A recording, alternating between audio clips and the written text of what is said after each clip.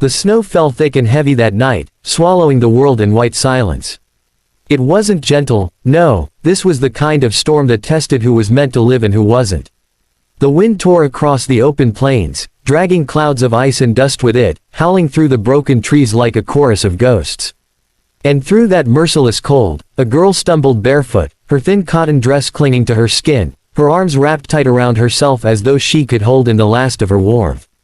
Her name was Clara. She had no coat, no shoes, no direction, only the fading echo of the wagon wheels that had rolled away an hour ago. Her uncle's voice still burned in her ears, "You'll slow us down. You're no use to anyone now." Then the sharp crack of the whip, the horses lurching forward, and the world growing small behind them. She hadn't even screamed when they left her. What good would screaming do in the middle of a snowstorm? Now she walked because stopping meant death. Her feet bled into the snow, leaving faint red smears that the wind quickly erased. She kept her eyes low, focusing on the endless white beneath her, too afraid to look up, too afraid to see just how lost she was. Every breath hurt. The cold bit into her lungs, sharp as broken glass. Her teeth chattered, her skin burned and then went numb. She thought of her mother, how warm her hands had been, how her laugh used to fill the room. She remembered the summers before the fever took her, the smell of bread baking, the songs hummed at dusk. Then came her uncle, the man who took her in only to remind her each day that she was a mouth too many to feed.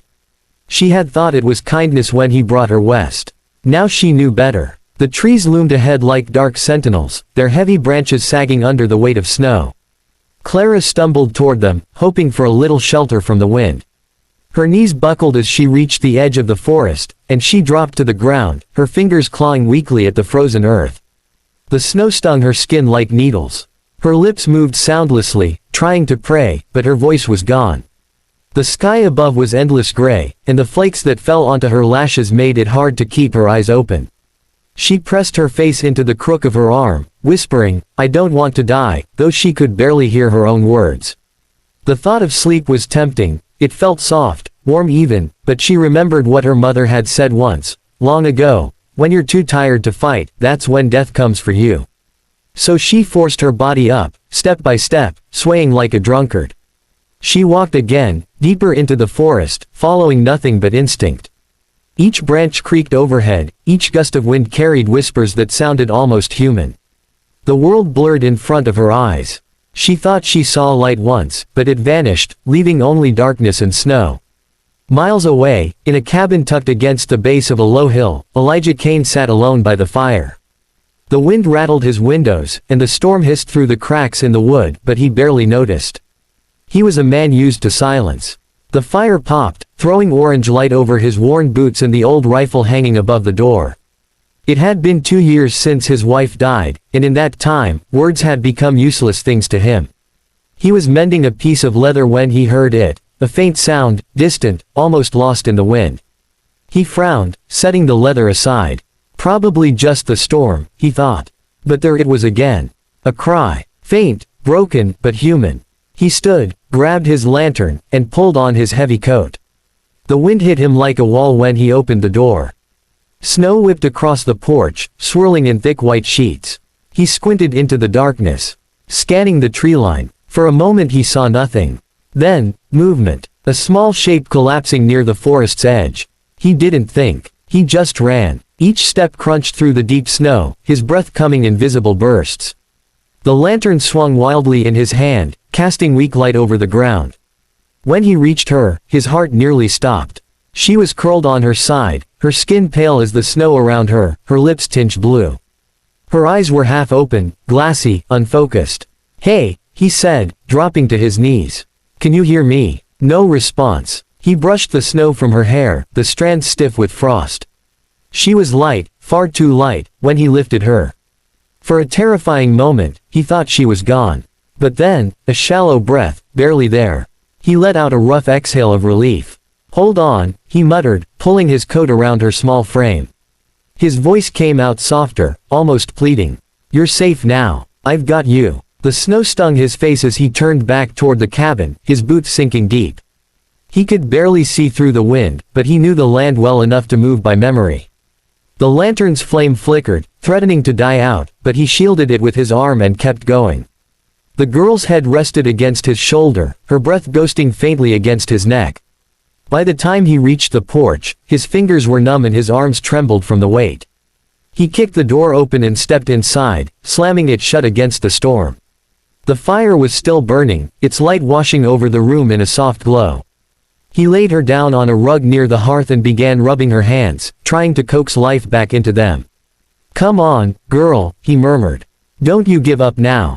He took another blanket, draping it over her, then poured water into a tin cup and warmed it near the flames. When he pressed it to her lips, she stirred, coughing weakly.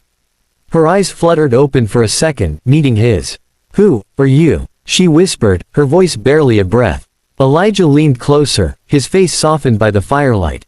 "Someone who wasn't about to let you freeze," he said. "You're safe now. Rest." Her lashes lowered again, her body relaxing as warmth began to seep back into her limbs.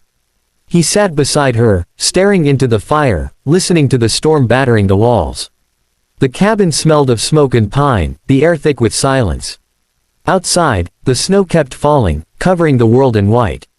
Inside, two strangers sat in the flicker of light, one breathing again, the other remembering what it felt like to save something fragile in a world that had taken too much. Elijah reached out, brushing a strand of hair from her face, and whispered once more, as if to seal a promise, "You're safe now." The storm broke with the first blush of dawn.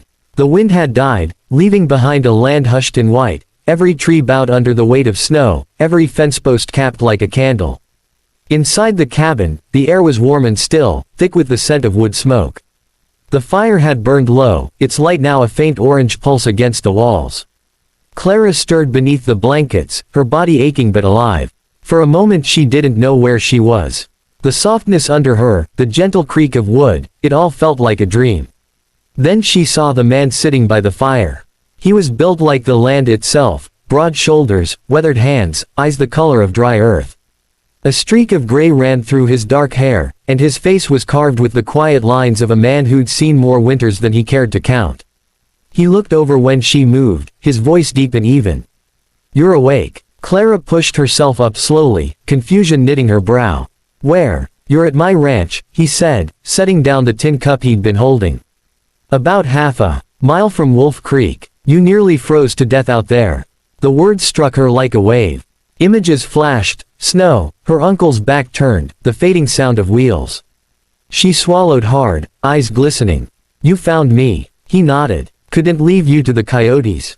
There was no softness in his tone, but there was something else, an honesty that made her believe him. He poured some coffee into another cup, steam rising as he handed it to her. "Careful, it's hot." She took it with both hands, her fingers trembling against the metal. The first sip burned her tongue, but she didn't care. The heat spread through her chest, thawing the chill that had sunk deep into her bones. She let out a quiet sigh. "You've been asleep near a full day," he said, leaning back in his chair. "Storm's past now. Roads'll be open by tomorrow." She looked at him over the rim of the cup. "I don't have anywhere to go." He studied her for a long moment. The firelight danced across his face, throwing shadows that deepened the lines around his eyes. "Family." Her throat tightened. "They left me." He didn't ask why. He didn't need to. He simply gave a slow nod, the kind men give when they understand pain too well to pry into it. Silence settled between them, but it wasn't the cold kind. The crackle of the fire filled the room, and outside, the snow began to drip from the eaves as the morning sun warmed the roof. Clara sipped her coffee, watching the man who'd saved her move with quiet precision, feeding the fire, checking the kettle, cutting more wood. He wasn't one for words, that much was clear. But everything he did spoke of care. After a while, she asked, "What's your name?" "Elijah Kane." "Clara," she said softly. He gave a small nod. "You're safe here, Clara." Something in the way he said it, steady, certain, made her believe it. She hadn't felt safe in years, not since her mother's death. The feeling was strange, almost too heavy to carry. As the hours passed, the cabin filled with the sounds of life again. Elijah made a pot of stew, its smell filling the air, and Clara helped where she could, cutting bits of dried herbs, stirring the broth. Her hands shook from weakness, but the work steadied her. He watched her quietly from time to time, not with pity but with quiet respect, as if he knew what it took for her to stand there at all. That evening, when the light outside faded into gold, Elijah opened the door to let in some air. The snow stretched endlessly before them, glimmering under the sinking sun. Clara stepped outside for the first time, wrapped in one of his old coats that hung loose around her shoulders. The air was sharp, but it no longer cut her, it reminded her she was still alive. "Pretty, isn't it?" Elijah said, standing beside her. She nodded, her eyes distant. "It's strange," she whispered. "Last night I thought the snow would be the last thing I ever saw. Now it looks almost peaceful." He gave a faint smile. "Snow's only cruel if you stand in it too long." She looked up at him. "You would have found me too late if you'd waited any longer." "I almost did," he said quietly. Then, after a pause, "something told me to step outside. Guess it wasn't your time yet." Clara's lips trembled into the smallest smile. "Or maybe it wasn't yours either." He glanced at her, puzzled, and she shrugged. "Maybe you were meant to save someone, just to remember what it feels like." Elijah didn't answer. He looked out at the horizon instead, where the sky was fading from gold to violet. The truth was, he hadn't saved anyone since his wife died. He hadn't believed he could. But when he saw that girl in the snow, some old part of him, the part that still cared, had woken up again. That night, the two of them sat by the fire. She told him bits of her story, how her uncle had promised her work on the trail, only to abandon her when food grew scarce. She spoke haltingly, as if afraid the words might break her. Elijah listened in silence, his gaze fixed on the flames. When she finished, she wiped her eyes with the back of her hand. "I'm sorry," she murmured. "I shouldn't trouble you with all that." He shook his head. "You're not troubling me. You lived through it, that counts for something." His tone carried a rough gentleness that caught her off guard. She stared at him for a long moment before whispering, "Why did you help me, really?" Elijah poked at the fire with the iron rod, watching sparks leap upward. "Because I know what it's like to lose someone and wish there'd been someone there to help." He didn't look at her when he said it, but she could hear the weight behind the words. She wanted to ask more, but something in his face told her not to. Instead, she said softly, "Thank you for saving me." He nodded once. "Get some rest, Clara. You'll need your strength." As she lay down near the hearth again, she watched him from beneath heavy eyelids. The firelight cast a warm glow across the room, painting him in soft orange and gold. He sat still, staring into the flames, lost somewhere she couldn't see. There was something both lonely and kind in him, a man carved out of silence, carrying grief like a second skin. Before sleep took her, she whispered, "You said I'm safe now."